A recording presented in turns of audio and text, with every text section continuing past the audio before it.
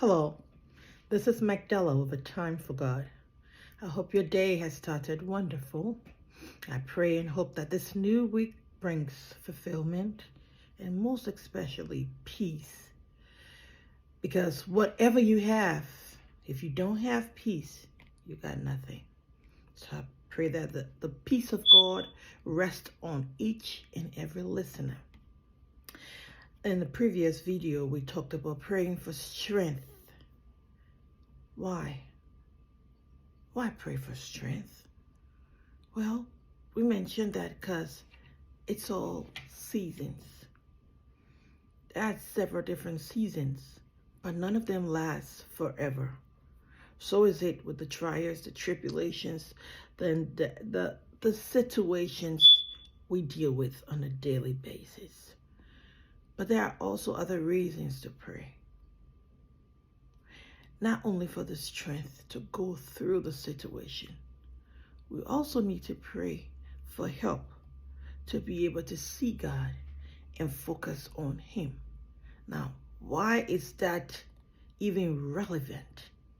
Well, the truth is, the system we live in, our imperfection, the devil, and everything else presents an excuse why there are things that are more important than God in our personal lives.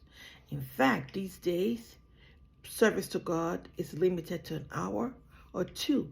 People are too busy to have that much time to dive into God's word, to listen to His voice, to know what He requires and how we can live a full, happy, peaceful life, regardless of where we find ourselves. That is a reason to pray. The Bible states that men ought always to pray. Yeah. So, praying helps us. Praying will help you focus a little more. For example, if you made it a point to pray more than once a day, it's something that you have to be aware of. So even when you're falling asleep, you know, oh, I need to pray. I haven't prayed yet. Let me say a prayer. And as you go deeper into your prayer life, you will find that your mind starts to come to it. Eventually, you start to see things happen differently. And then you get to realize that this had to be God. And then you start developing the need and the desire to want to serve God, to please God, to get to know Him deeper.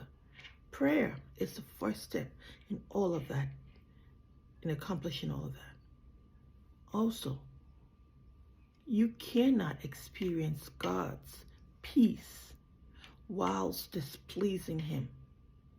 In order for the peace of God to rest on you, you have to make a conscientious effort to do things God's way.